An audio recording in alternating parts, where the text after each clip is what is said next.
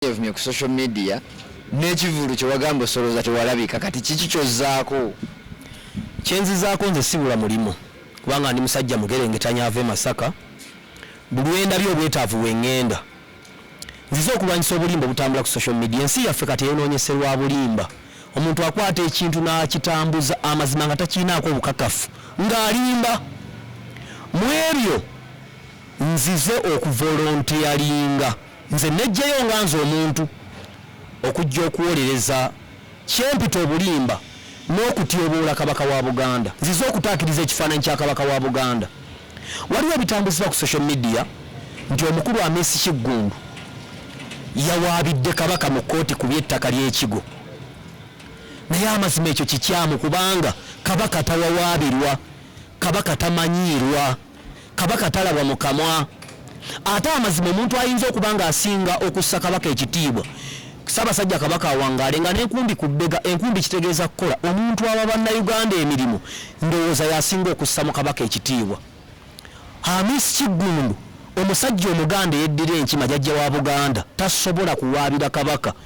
Naye nze ng'omuntu omuvuddeyo n'emikwano gyange abalala bwe bali mikwano gya Amisi Kiggundu okwesowolayo ng'oba nnakyewa okulwanira Amisi Kiggundu erinnya liremu okufa, kubanga omuntu amazima bw'agamba nti waabidde kabaka aba akkubye. Kabaka kintu kinene nnyo, linnya ddene nnyo, kabaka tamanyiirwa.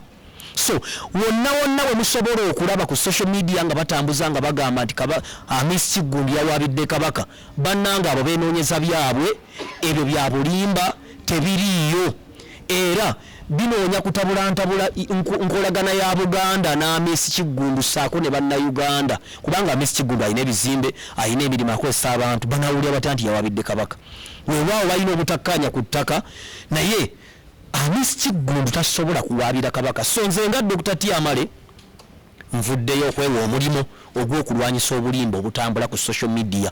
Olwaleero Amisi Kiggundu olwala ajja kuba ggwe omuntu akwata ekifaananyi n'akitambuza ennaku nga 5 nekitambula nekituuka ne gy'otamanyi nga bakyogedde ku ggwe nga kya bulimba. So bannayuganda ffenna tukwasaganyize wamu okulwanyisa obulimba, naddala okukuuma erinnya lya Ssaabasajja Kabaka nga terizze mu byabufuzi oba nga terizze mu nkaana z'abantu ssekinnoomu. Era Amisi Kiggundu gy'ali kyemmanyi omuntu asinga okwagala Obuganda, kuba omuntu aleeta enkulaakulana mu kitundu yaba asinga okugondera Obwakabaka. Gwe mulimu mpya gwe wafunye? Omulimu mpya gwe nafunye gwegwo. Bizondo wabivuddeko? Nabitadde bwenne mwankola ntya, ekisinga obukulu bwe kukkiriza nti nnemeddwa ne weeyongerayo. Kubanga oli bwakubanga enguumi toddayo kwongera akubira, eyinza okuba eno ekulungudde ate nda ne kujjamu amannyo g'omu maaso. Bireera abasobola tukole tutya? Kati ekyendiko olwaleero tulwanyisa bulimba ku social media.